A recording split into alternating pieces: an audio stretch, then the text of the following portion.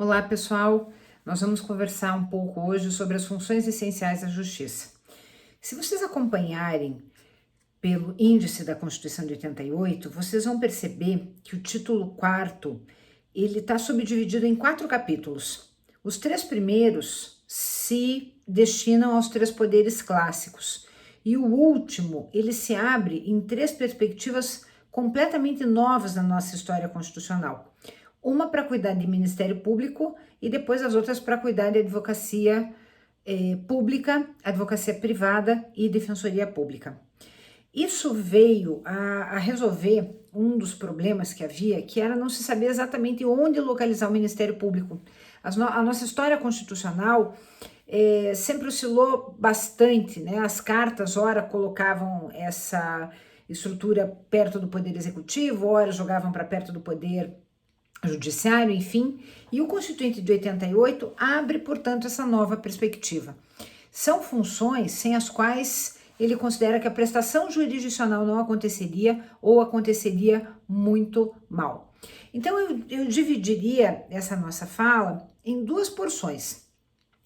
Uma parte que diz respeito ao Ministério Público e a outra que diz respeito à advocacia. Então, até rapidamente invertendo e falando um pouquinho dessa segunda, a advocacia, ela é sempre advocacia, seja ela pública, seja ela privada, seja ela defensoria pública. O que acontece é que vai ter uma mudança de quem é o cliente, quem é representado e quem vai remunerar o advogado pelos serviços prestados. Por isso, se nós olharmos a porção que trata da Advocacia Geral da União e das procuradorias nos estados, o que nós vamos ver? O Constituinte colocando ali instituições que vão representar em juízo, fora dele, pessoas políticas, como a União ou como os estados, ou pessoas que integram a administração pública. Mas, em qualquer medida, nós temos aí exercício da advocacia. Porque o advogado da União, ele representa os interesses da União. O procurador do Estado, a mesma coisa, se nós pensarmos um procurador de município também. Quando a gente sai do campo público e vai para o campo privado, aí nós vamos falar da advocacia privada. E aqui também não muda o cenário. Porque o advogado privado é aquele que tem um cliente que o escolheu e vai remunerá-lo pelos seus serviços. E quem é o defensor público? É alguém que também vai atender um particular, mas que, ao invés de ser remunerado por ele, vai ser remunerado pelo poder público, justamente para assegurar que ele tenha acesso à correta prestação jurisdicional, que ele também conte com assessoria, com consultoria jurídica, ainda que não disponha de recursos para escolher e remunerar o seu advogado. Então, o poder público vai fazer isso por ele. De todo modo, só para sintetizar, seja advocacia privada, em que eu tenho um constituinte que vai remunerar o seu advogado, que vai pagar os seus honorários, ou eu tenho a defensoria pública atuando, eu tenho a representação de alguém. Eu tenho um profissional que vai estar do lado do seu cliente, vai estar representando os interesses do seu cliente, em juízo, fora dele, lhe prestando consultoria, enfim. Uma outra porção, que é aí a principal dessa nossa fala, é a que diz respeito ao Ministério Público. Por quê? O Ministério Público, como eu ia dizendo para vocês, o Constituinte sempre teve muitas dúvidas a respeito de onde localizá-lo, né? Nas constituições anteriores isso oscilou bastante, ora ele ia para perto do Poder Executivo, ora ele vinha para perto do Poder Judiciário, e na perspectiva da Constituição de 88, o Ministério Público é finalmente reconhecido como uma instituição permanente, que é essencial à função jurisdicional do Estado e a quem o Constituinte entregou a incumbência de defender a ordem jurídica, o regime democrático e os interesses sociais e individuais indisponíveis. Nós pensamos muito no Ministério Público, até por influência de termos visto muitos filmes de outros países, então o Ministério Público sempre está associado àquela coisa do júri, da persecução penal, mas o Ministério Público tem uma atuação que vai muito além disso. Claro, sim, ele detém o monopólio da ação penal pública incondicionada, mas não é apenas isso que ele realiza. E como foi que a Constituição de 88 tratou dessa instituição? Como eu falei para vocês, antes de 88, nunca se soube muito bem onde colocá-lo. E agora ele ganha uma parte importante junto com essas demais outras funções que foram reputadas essenciais à prestação jurisdicional, e o Constituinte já sai na partida no artigo 127, parágrafo 1º, declinando quais são os princípios institucionais, quais sejam unidade, indivisibilidade e independência funcional. Então, rapidamente, para nós os entendermos. O que diz o princípio da unidade? Ele traduz a ideia de que o Ministério Público é uno, que ele abrange, que ele tem um só chefe e esse chefe vai ser responsável por toda aquela estrutura composta por órgãos e membros que vão integrá-lo. Então, vai acontecer uma distribuição interna de atribuições dentro da instituição, mas isso não significa que existam vários ministérios públicos. O único cuidado que nós precisamos tomar é para que não se imagine que essa unidade exista entre o Ministério Público, por exemplo, do Estado do Paraná e o Ministério Público do Estado do Tocantins. Isso não. Então, em cada uma das unidades da federação, nós teremos um Ministério Público, ele terá um único chefe, e ali nós teremos unidade. Se eu pegar o Ministério Público, para dar um exemplo, do Estado do Paraná, eu vou ter uma promotoria de defesa do meio ambiente dentro do Ministério Público do Paraná. Eu vou ter uma promotoria de defesa da criança e do adolescente, outra de defesa do consumidor, mas tudo isso numa única e mesma estrutura que é do MP do Estado do Paraná. E vou encontrar coisas muito parecidas, estruturas muito parecidas em outras unidades. O segundo princípio é o da indivisibilidade. Como o próprio nome sugere, ele já é uma decorrência lógica do princípio da unidade, ela é uma repercussão disso, e quer significar que, justamente porque cada um desses ministérios públicos é um único Ministério Público, ele é uno, por isso, dentro dele, vai se fazer distribuição de tarefas entre os seus membros, mas um pode ser substituído por outro sem qualquer prejuízo. Então, supondo que eu tenha lá um membro do Ministério Público do Estado do Paraná, que tenha sido responsável por elaborar uma petição inicial, distribuiu, começou a tramitação do feito, e algum tempo depois, quando chegue o momento do Ministério Público especificar as provas que pretende produzir, aquele membro do Ministério Público esteja em férias. O que vai acontecer numa situação como essa? Outro membro do Ministério Público poderá fazer esta manifestação, essa indicação de provas sem qualquer prejuízo processual. Por quê? Porque aquela ação não pertence ao membro X ou Y, ela é do Ministério Público. Portanto, qualquer membro daquele Ministério Público que atue implicará que o Ministério Público estará atuando. E, finalmente, a independência funcional. O que significa independência funcional? Significa que os membros do Ministério Público têm autonomia de convicção. Da mesma maneira como acontece com os magistrados, que podem formar o seu convencimento para tomar decisão que entenderem no caso concreto, a mesma situação é juridicamente reconhecida aos membros do MP.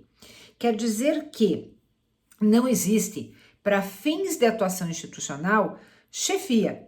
A chefia do Ministério Público diz respeito a questões administrativas, diz respeito à questão de gestão da instituição, da estrutura daquela entidade, mas não vai possibilitar que o chefe determine aos membros do Ministério Público como eles devem atuar. Isso está, portanto, no campo da independência funcional. Se o membro do Ministério Público estiver convencido de que deverá conduzir o feito de certa maneira, é assim que ele vai atuar. E o chefe não terá ascendência hierárquica sobre ele para determinar que ele atue de outro modo. Então, esses são, a partir do artigo 127, parágrafo 1º, os 3 princípios institucionais do Ministério Público. Outra coisa que é importante nós olharmos, eu ia falando para vocês da questão da chefia, que cada uma dessas estruturas de Ministério Público tem uma chefia. Para entender como é que isso está organizado na Constituição, basta bater os olhos pelo artigo 128. O 128, vocês vão ver ali que o Ministério Público abrange, no inciso 1º, Ministério Público da União, inciso 2º, o Ministério Público dos Estados. Então, o que eu sugiro a vocês? Pensem o Ministério Público sempre como uma estrutura espelho. Onde existe poder judiciário, vai existir uma estrutura de Ministério Público para atuar perante aquele poder judiciário.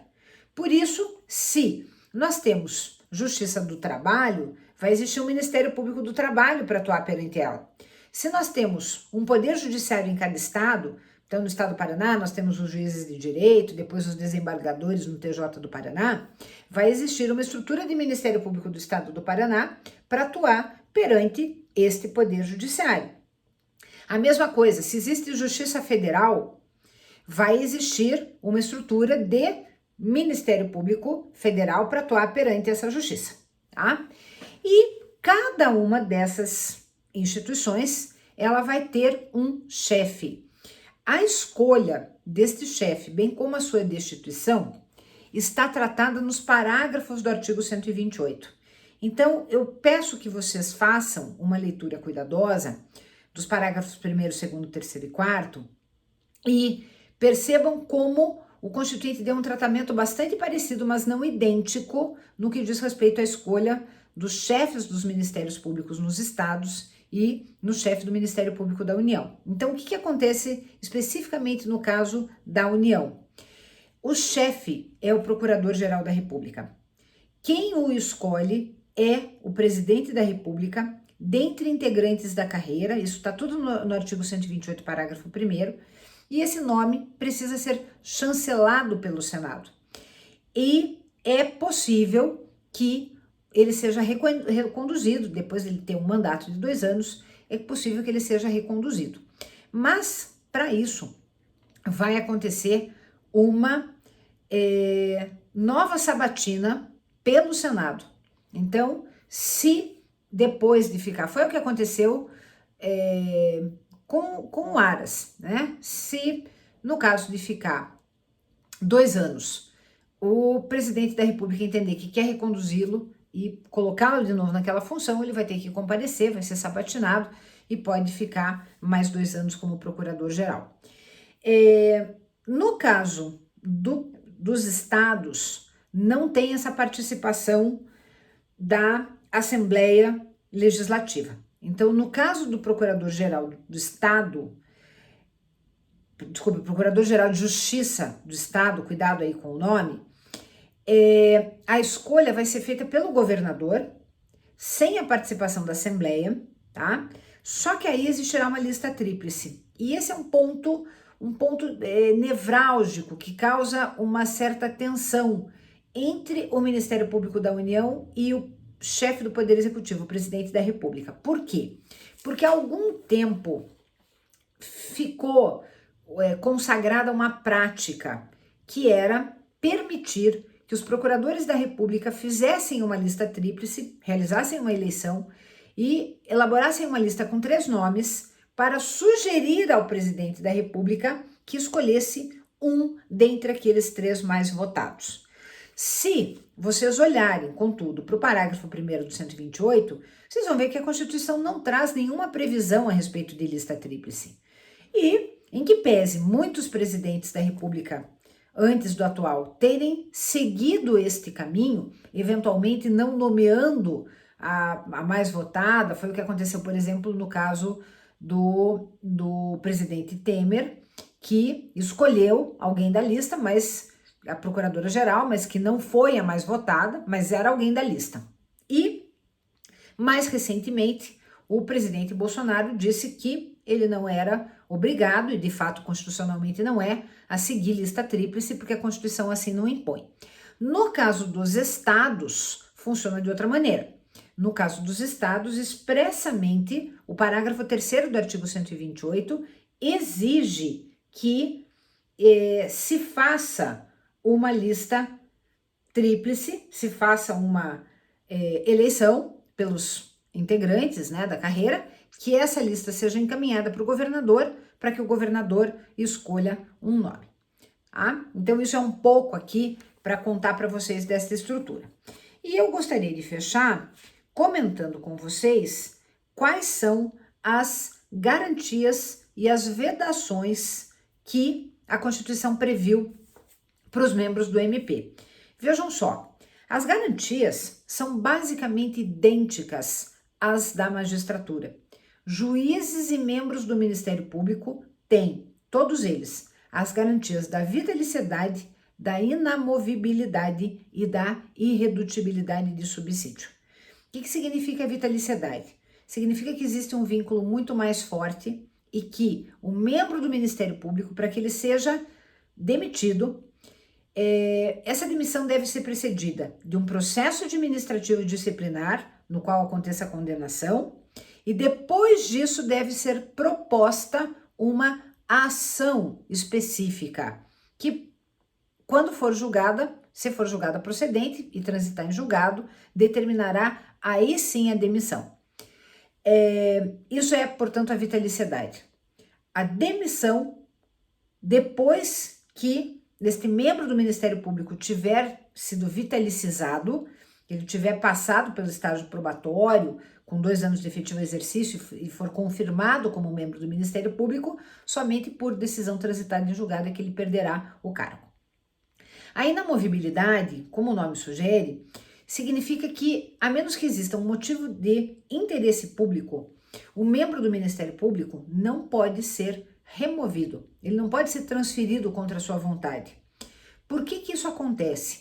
Justamente para evitar tentativa qualquer de influência, tentativa de evitar um chamado promotor de exceção, que poderia ser escolhido a dedo para privilegiar ou para prejudicar alguém oferecendo denúncia indevidamente ou deixando de oferecer denúncia quando ela fosse devida.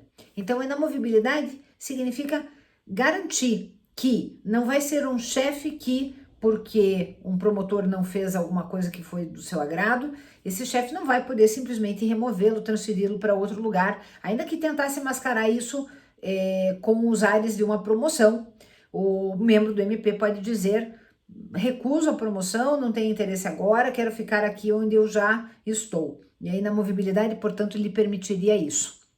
Não adianta passar a mão no telefone, ligar para o governador falar para o chefe do Procurador-Geral de Justiça do Estado fazer isso ou aquilo, mandar lá o membro do MP lá para a comarca de Passa Quatro, porque constitucionalmente ele tem esta garantia, portanto. E a irredutibilidade de subsídio vem para conferir a ele serenidade, porque eventualmente ele pode precisar, se vê em condições de ter que oferecer denúncia contra uma autoridade. E aí, imagine, se o membro do MP oferece denúncia contra alguém e no mês seguinte isso significa que vão lhe fazer um desconto nos vencimentos, alguma coisa assim, como forma de retaliação. Então, a irredutibilidade vem para assegurar que isso não aconteça, para que ele possa desempenhar suas funções com tranquilidade. O outro lado da moeda são as vedações. Assim como a Constituição outorga as garantias no artigo 128, parágrafo 5º, inciso 1º, para proteger a função desempenhada pelo membro do MP, do outro lado da moeda, nós temos as proibições, aquilo que ele não pode fazer, porque o Constituinte entendeu, reputou, que seriam atuações incompatíveis com os exercícios, com o exercício institucional. Então, o que ele não pode? Evidentemente, receber honorários, percentagens, custas processuais ali onde ele atue. Imagine se ele tivesse algum tipo de remuneração nesse sentido, né? Deixando de fazer algo ou não. Então, a Constituição já é taxativa, não se aplica. Outra coisa, não pode exercer advocacia. Evidente, porque o membro do Ministério Público, ele sempre precisa estar do lado da ordem jurídica, das instituições democráticas. E o advogado, ele representa uma parte. O Ministério Público, ele não tem lado. O Ministério Público sempre precisa estar do lado da ordem jurídica, da integridade do sistema normativo. Então é por isso que não seria compatível, já que ele tem essa atribuição institucional, não seria compatível que ele exercesse a advocacia representando lá quem fosse. Também não pode participar de sociedade comercial na forma da lei, não pode exercer outro cargo ou função pública, esse é o princípio da inacumulabilidade de funções, pode ter sim uma função de magistério, né? Mas é a única, então não dá para ser membro do Ministério Público e prefeito, não dá para ser membro do Ministério Público e ministro de Estado, não dá para ser membro do Ministério Público e vereador, né? Então há aí uma impossibilidade de acúmulo. Não pode também receber contribuições, auxílios de pessoas físicas, entidades públicas ou privadas, enfim, por conta de manter a sua isenção, né? E basicamente, e também não pode exercer atividade político-partidária. Tá? Por que que não? Mesma coisa que se impõe aos membros da magistratura, porque os membros do Ministério Público poderão ter que atuar também fazendo às vezes de Ministério Público Eleitoral, de modo que eles precisam de isenção, eles não podem se confundir com isso. Então, o membro do Ministério Público não pode se filiar a partido político, não pode fazer campanha, não pode fazer pronunciamentos que mostrem qual é o seu viés político-ideológico, se envolver com campanha de quem quer que seja. Então, basicamente, essas eram de maneira bastante reduzida, mas as noções principais a respeito das funções essenciais da justiça, especialmente do MP. Até mais.